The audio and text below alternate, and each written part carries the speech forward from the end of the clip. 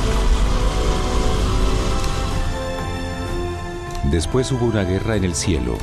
Miguel y sus ángeles luchaban contra el dragón, y luchaban el dragón y sus ángeles, pero no prevalecieron y se halló ya lugar para ellos en el cielo, y fue lanzado el gran dragón, la serpiente antigua que se llamaba Diablo y Satanás, el cual engaña al mundo entero. Fue arrojado a la tierra y sus ángeles fueron arrojados con él.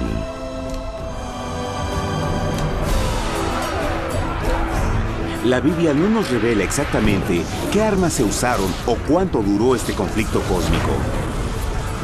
Pero esta guerra fue como ninguna que los ojos mortales hayan visto jamás. Apocalipsis 12:4 nos dice que finalmente Lucifer y un tercio de los ángeles de Dios fueron físicamente expulsados del cielo.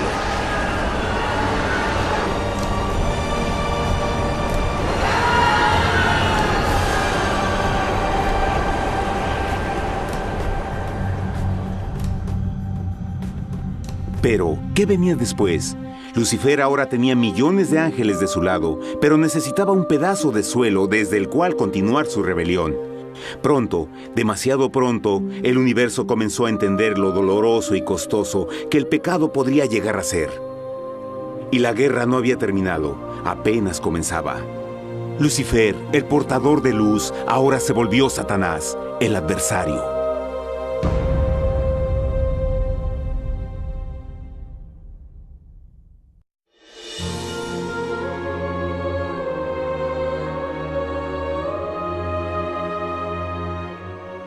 Después de la guerra en el cielo, Satanás y sus ángeles caídos fueron desterrados de la corte de la gloria. Por un tiempo el diablo y sus demonios vagaron por el universo, buscando inútilmente mundos que se compadecieran y que se unieran a su rebelión. Mientras tanto, el corazón de Dios sentía intensamente el vacío que creó la pérdida de Lucifer y sus ángeles. Y el Padre, Hijo y Espíritu Santo regresaron a su trabajo favorito, el maravilloso trabajo de la creación. Decidieron hacer un mundo nuevo, lleno con una variedad de asombrosas y diversas criaturas de amor. Este nuevo mundo sería único, porque las criaturas principales serían hechas a la imagen de Dios. Para ellos, el Señor también les daría dominio de este nuevo planeta que conocemos como Tierra. En el principio creó Dios la tierra, y vio Dios todo cuanto había hecho, y era bueno en gran manera. ¡Qué imagen tan asombrosa! Dios forma un nuevo mundo, nuestro planeta Tierra. Y con cada maravilloso día de la creación, algo nuevo y espectacular entraba a formar parte de la escena. Por ejemplo, en el tercer día Dios habló y vegetación hermosa y exuberante saltó a la existencia. Plantas de todos los colores, formas y tamaños. En el quinto día, el mundo estaba lleno con asombrosas, exóticas criaturas que podían ya sea elevarse por los cielos o deslizarse libremente por las aguas azules, y algunas podían hacer ambas cosas. El sexto día vio la presentación de una variada y diversa multitud de animales terrestres. Desde el gigante elefante hasta la pequeña ardilla, cada uno encontró un hogar en el nuevo planeta y un lugar para vivir en armonía con el resto de la creación. Y también en el sexto día, Dios creó al hombre. Entonces dijo Dios: hagamos al hombre a nuestra imagen, conforme a nuestra semejanza. Entonces Jehová formó al hombre del polvo de la tierra y sopló en su nariz aliento de vida, y fue el hombre un ser viviente. Y Jehová plantó un huerto en Edén, al oriente, y puso ahí al hombre que había formado.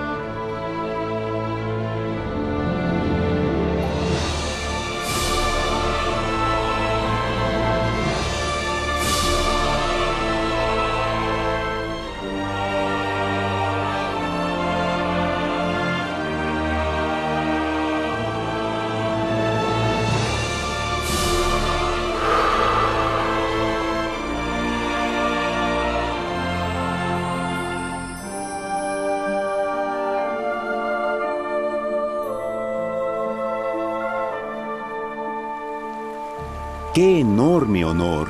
Ser creado a la semejanza de Dios. Ser un individuo libre pensador y totalmente autónomo. Al principio, el hombre no notaba su desnudez. Probablemente eso fue porque antes del pecado, él estaba vestido con gloria y luz.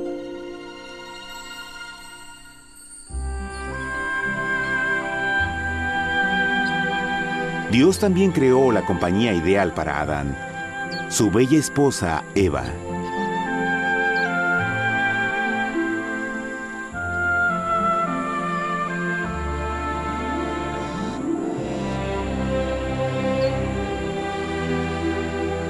La alegre pareja fue colocada en un magnífico jardín perfectamente diseñado para aumentar su felicidad. A Adán, Eva y a las otras criaturas de la tierra también les dieron el privilegio divino de procrearse a su propia imagen. La intención de Dios fue que la raza humana tuviera dominio sobre este paraíso perfecto para siempre. Eternamente felices y sanos, trabajarían con la flora del jardín de Dios, mientras disfrutaban del afecto y compañía de todas las criaturas bajo su cuidado. El ambiente que nuestros primeros padres experimentaron fue muy diferente al mundo de hoy. Las rosas no tenían espinas, los insectos no mordían ni picaban, y los leones y ovejas jugueteaban juntos. Pero la bendición más grande era que los humanos vivían en perfecta armonía con su Creador. Cada séptimo día, Adán y Eva descansaban de su placentera labor y tenían una gozosa comunión con la visita de su Creador. Era un mundo espléndido y maravilloso. Y este estado de felicidad habría continuado por la eternidad si nuestros primeros padres hubieran mostrado fidelidad con una simple prueba. Pero del árbol del conocimiento del bien y del mal no comerás, porque el día que de él comas ciertamente morirás. Puesto que el adversario había contaminado el universo con su rebelión, el Señor vio la necesidad de una simple prueba de amor y lealtad. ¿Recuerdan? Los ángeles buenos vieron a un tercio de sus amigos ser expulsados del cielo durante la guerra. ¿Cómo podrían estar seguros que estos nuevos humanos no se unirían a Lucifer y causarían más problemas? Así que el Señor plantó un árbol único en el jardín. Un árbol cuyo fruto no debía ser comido so pena de muerte. Al pasar esta simple prueba de obediencia, Adán y Eva mostrarían su lealtad hacia Dios y su fe en su palabra. Aún más, era una prueba de amor.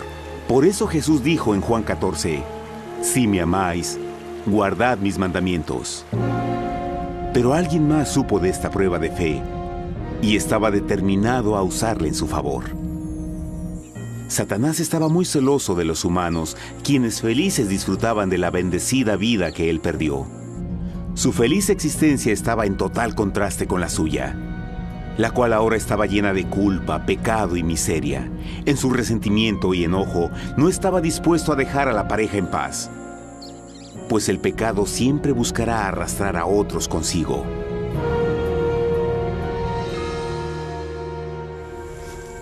Así, un día en que Eva estaba concentrada en su placentero trabajo, se encontró sola y peligrosamente cerca del árbol prohibido. Fue cuando Satanás vio su oportunidad. Usando una serpiente hipnotizante como su medio, el ángel caído llamó a Eva desde el árbol y trató de entablar conversación.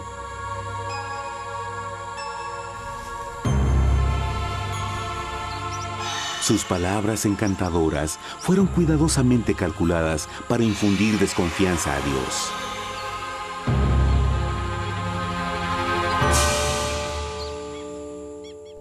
Entonces la serpiente dijo a la mujer, «No moriréis, sino que Dios sabe que el día que comáis de él, serán abiertos vuestros ojos y seréis como Dios, conocedores del bien y el mal». Y vio la mujer que el árbol era bueno para comer, y que era agradable a los ojos y codiciable para alcanzar la sabiduría, y tomó de su fruto, y comió, y dio también a su marido, el cual comió así como ella.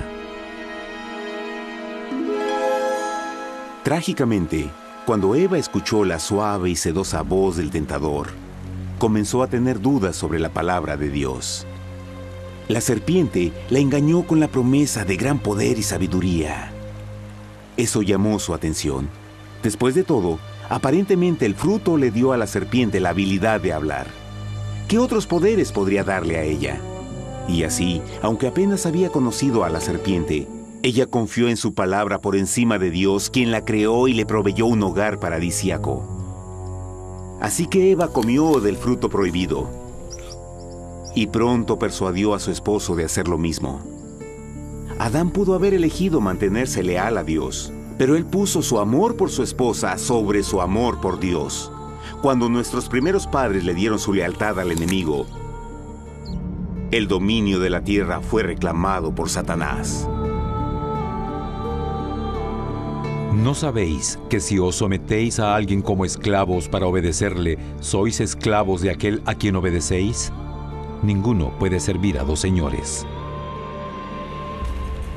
Este mundo sería el último campo de batalla entre el bien y el mal, y el corazón de cada hombre y mujer fue el premio.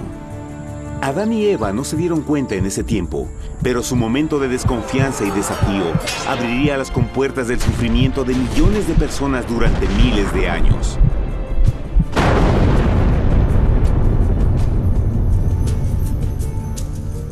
Por tanto, como el pecado entró en el mundo por un hombre, y por el pecado la muerte, así la muerte pasó a todos los hombres, por cuanto todos pecaron.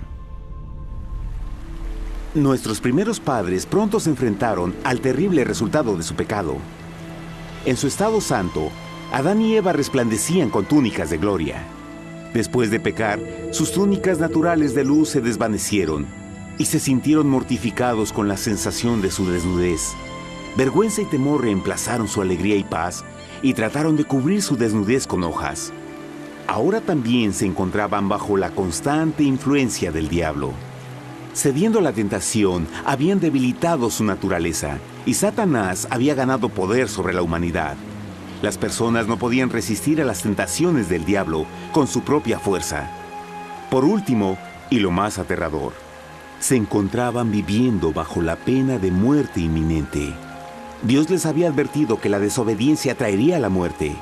Ya habían experimentado la muerte espiritual. ¿Cuánto tiempo pasaría para que sufrieran la muerte física también? En ese punto su futuro no tenía nada más que oscuridad y desesperación.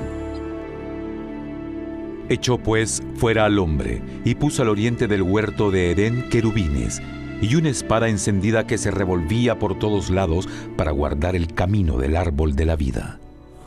Igual que el pecado provocó que los ángeles caídos fueran expulsados de su hogar celestial, ahora por la desobediencia, Adán y Eva fueron sacados de su jardín, su hogar en el paraíso.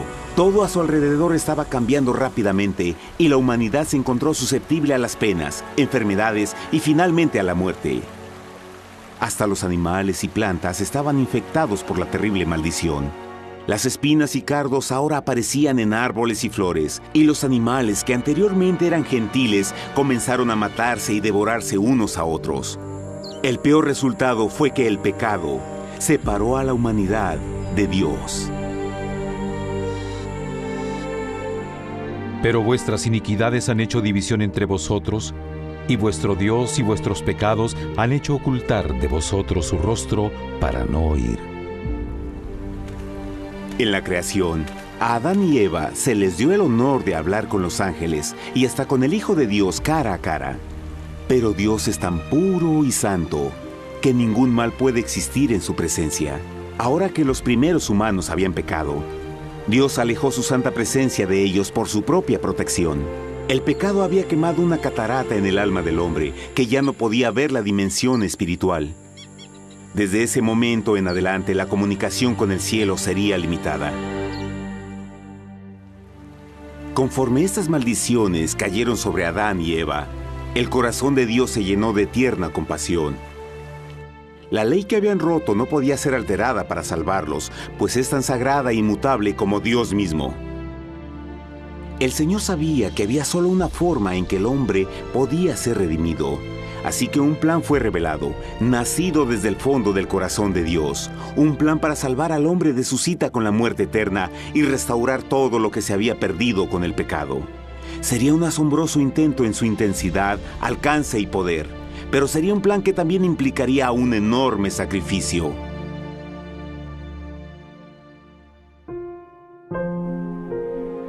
En esto se mostró el amor de Dios para con nosotros, en que Dios envió a su Hijo unigénito al mundo para que vivamos por Él.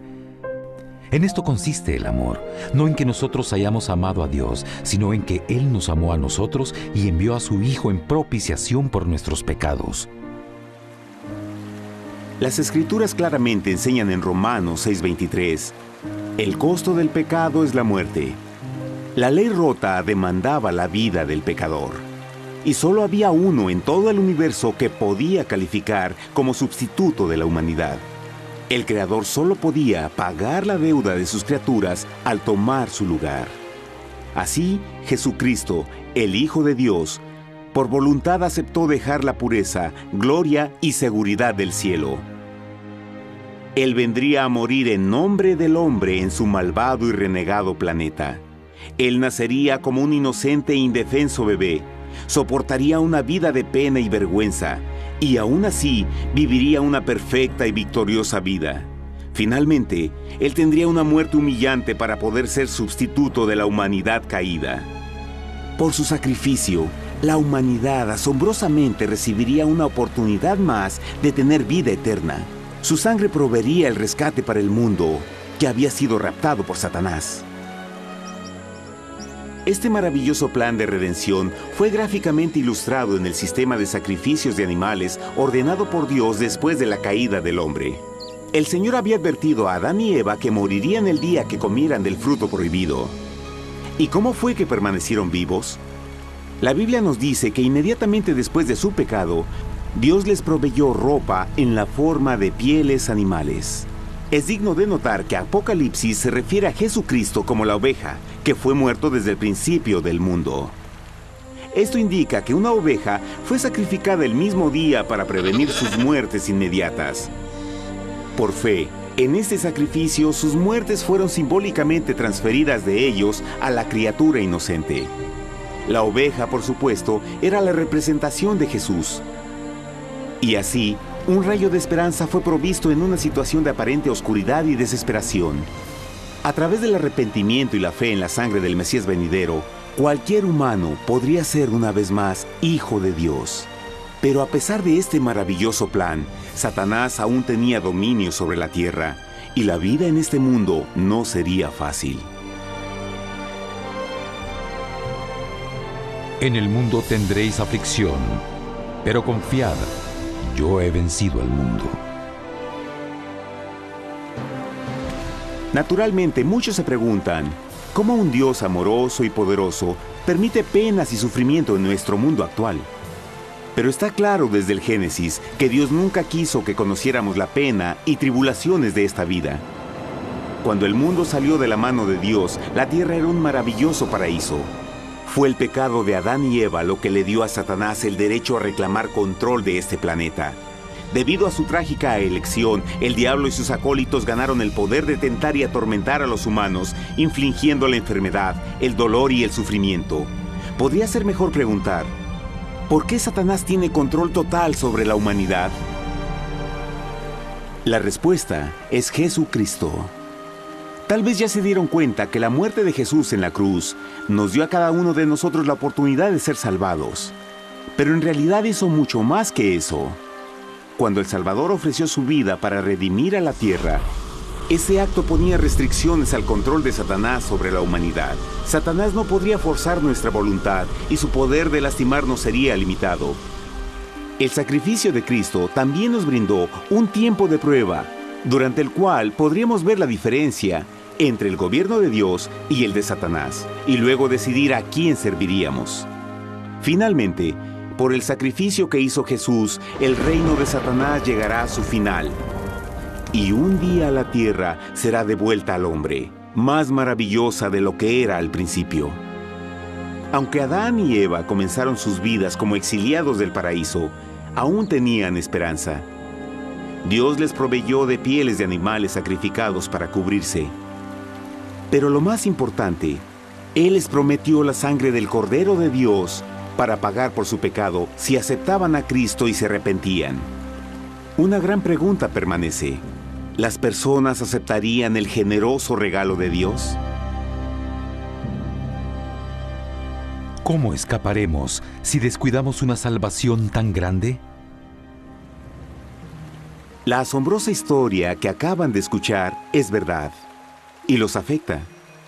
Pues por el deseo de Satanás de ser Dios y la desconfianza y desobediencia de Adán y Eva, todos nos encontramos en una situación peligrosa.